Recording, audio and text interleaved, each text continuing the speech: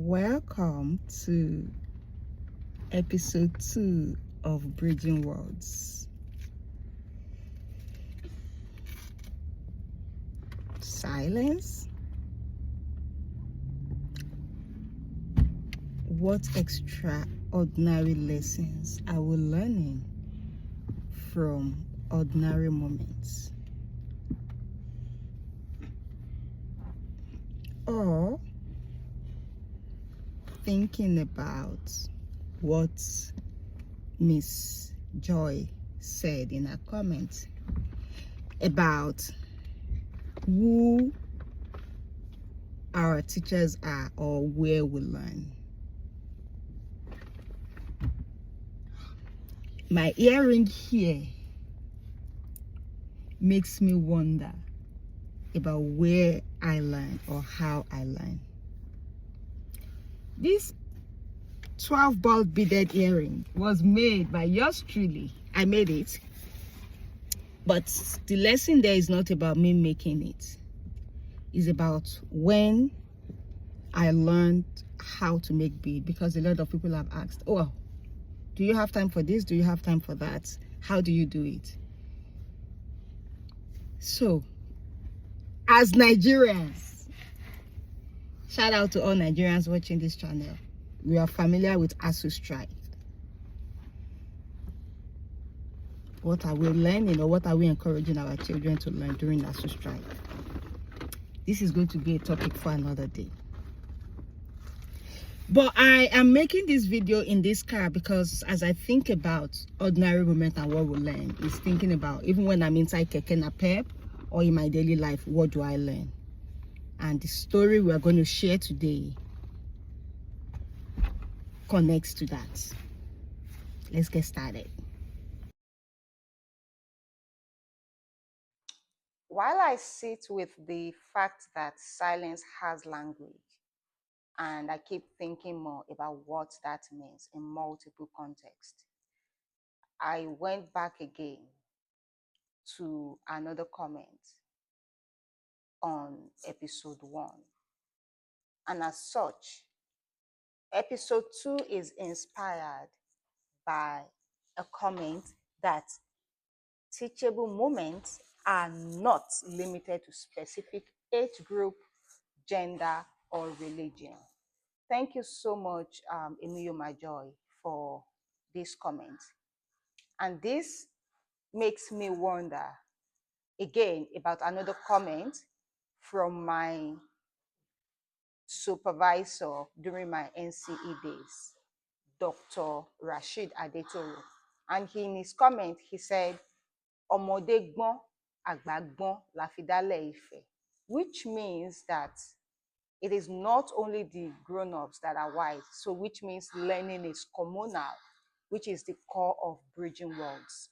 So today, one story I would like to share, especially connecting to what Joy mentioned about teachable moments can happen anywhere, and it could be regardless of age, gender, religion, and even culture.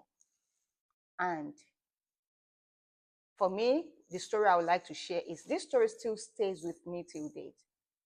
And that was, again, one of my visits to Nigeria when I came to do my research. I came to learn about language, to see how children acquire language, especially among Igede-speaking people. But it was not just language that I learned at that moment. I learned how to make gàrí. For me, it was fun, but also not just about learning how to make gàrí, but the processes that went into it. And each day, because I still have some of the gàrí at home, there's that connectedness that I feel each time that I'm drinking the gàrí or eating the gàrí, I don't know the English for it, and constantly reminds me of the woman, of the older women, that they were not just laughing at me, but even amidst rain, they were still trying to make the gàrí, showing hard work, showing a lot of things that people go through. Again, I'm going to tease this apart.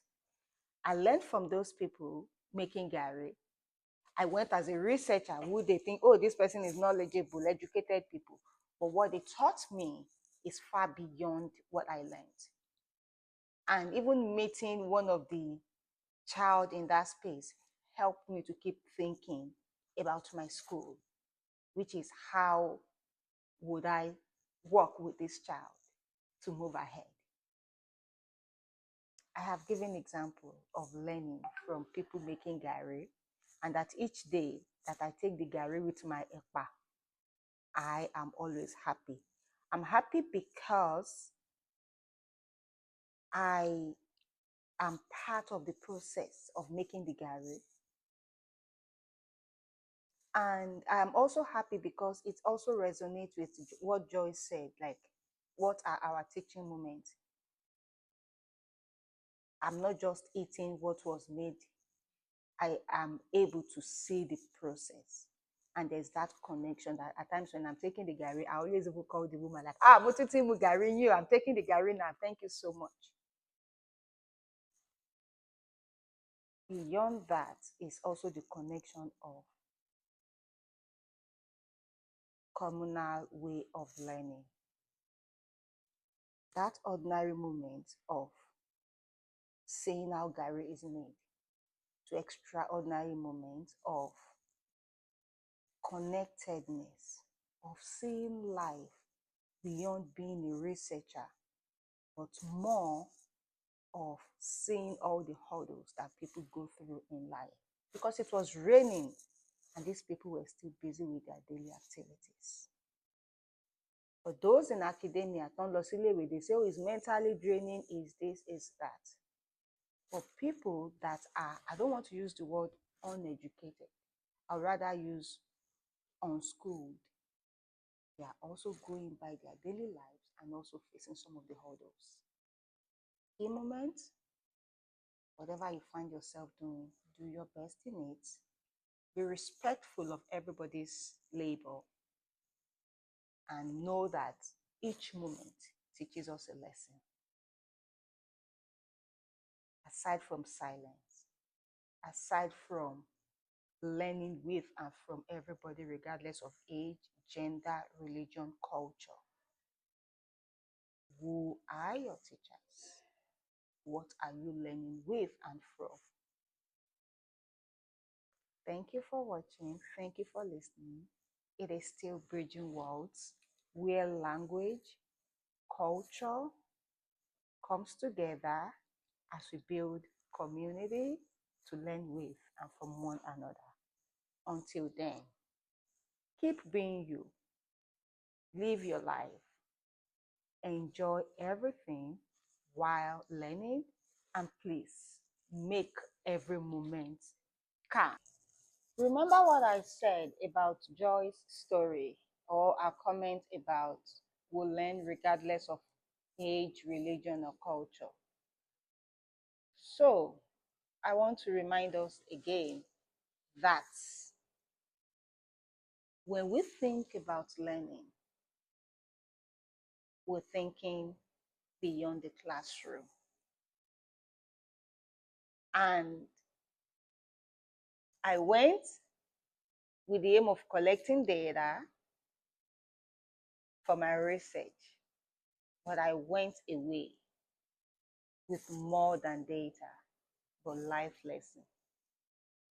And that is why each time I think about all this, I always think about Agbole. Most people hear Agbole, yeah, we think of community, right? But I think about it in terms of learning with and from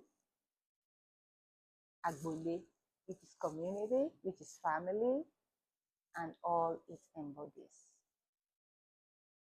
As we wrap up episode 2, I still want to leave us with this. Who are your teachers? Where are your teachers located? What do they teach you? What do you get to learn from them? Either when it is spoken or it is in silence. Thank you for your engagement and stay tuned for episode 3. It's still Bridging Worlds, where language, culture, education, life experiences reminds us of ordinary moments that teach us extraordinary lessons.